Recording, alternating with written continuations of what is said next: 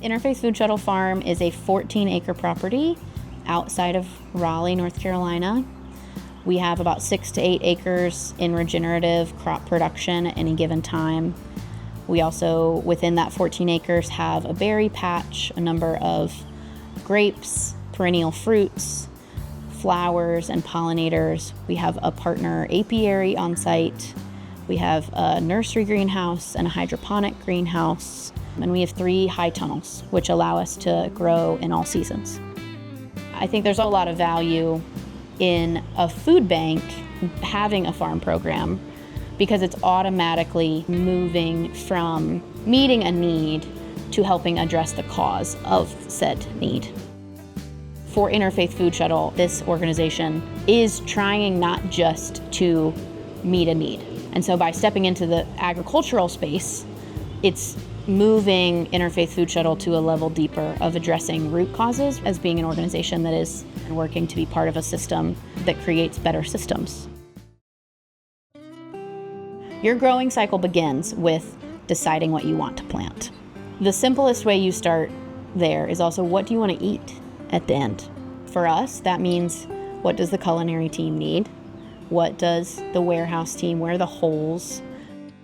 As you're considering those things, again, you're thinking about what the soil looks like, what kind of amendments, what kind of soil preparation needs to happen to get the soil into the best shape it can be in order to grow the plants. And then moving to, where are you going to grow it? For us, we have 6 to 8 acres in production at any given time. Another cornerstone of regenerative farming is crop rotation, which means that you don't want to plant tomatoes in the same space back to back. You actually want to put at least 4 crops in between any repeats. What that allows is that it prevents you from depleting the soil of the same nutrients over and over and over again. So for us, it becomes a big puzzle when we have so much growing space is that things are moving through. Once you have your plan, once you know where things are going to go and what you're going to grow, you need to order your seeds. Depending on the crop, you may need to start the seeds indoors before you move them to the field. Some crops like to be direct sowed, meaning they go straight into the ground. Some crops like to be started inside and transplanted. At this farm, we transplant as much as we possibly can, because by putting in a small transplant, you're actually giving the plant a head start timing-wise. So then it's time to start seeding in the greenhouse. We start seeds in the greenhouse, and then about the same time, we're really getting serious about soil preparation. Most seeds are going to be in the greenhouse for about 4 weeks, which gives us a good amount of time to make sure that the field where they are going to grow is ready. We make beds, long raised beds that might have multiple rows of crop within a single bed. Elevating the rows allows us to have good drainage in clay-heavy soils. Then you've got your soil prepped, you've got your plants ready. Now it's time to put them in the ground.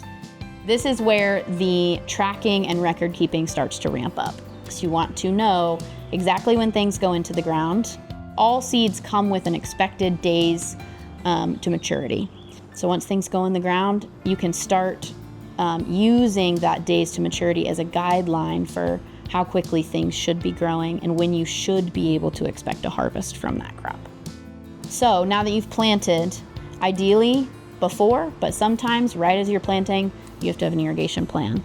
So we use drip tape on this farm that is laid down inside the beds or stapled on top of the beds to provide water directly to the roots of the plant. And then before too long, by the time you've gotten everything, probably before you've gotten everything into the ground, something's going to be ready to harvest. So you start moving into tending and harvest season. Your plants may need trellising, they may need pruning. They are going to need constant eyes checking on them to make sure there are not pests or diseases popping up. So we begin our harvest. For us, we work with a lot of volunteers. The harvest brings things into our packing barn. We consider where is the produce going and how does it need to be packaged for that.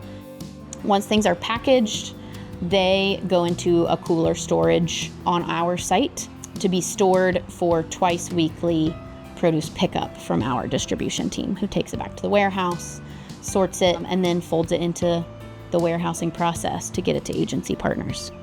As soon as we can, after we are done harvesting, we're getting a cover crop in, which it requires a little bit more soil prep, getting those seeds in the ground, letting that cover crop grow. And then at some point, then we've reached the threshold where the next growing season might begin in a different plot or in the same plot, where we're thinking about how do we transition the soil from its rest phase to its production phase.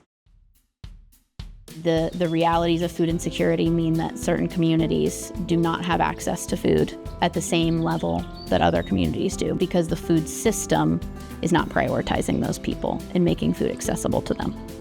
So by having a farm as a part of the food shuttle, it demonstrates an understanding that food security work is also about food system change. Folks need to eat. That's the full sentence. And providing access to produce helps folks eat in ways that are dignified, that are holistic, that bring health to them and to their community. And so that commitment demonstrates and ensures that the food shuttle is truly seeking to create nutrition-secure communities.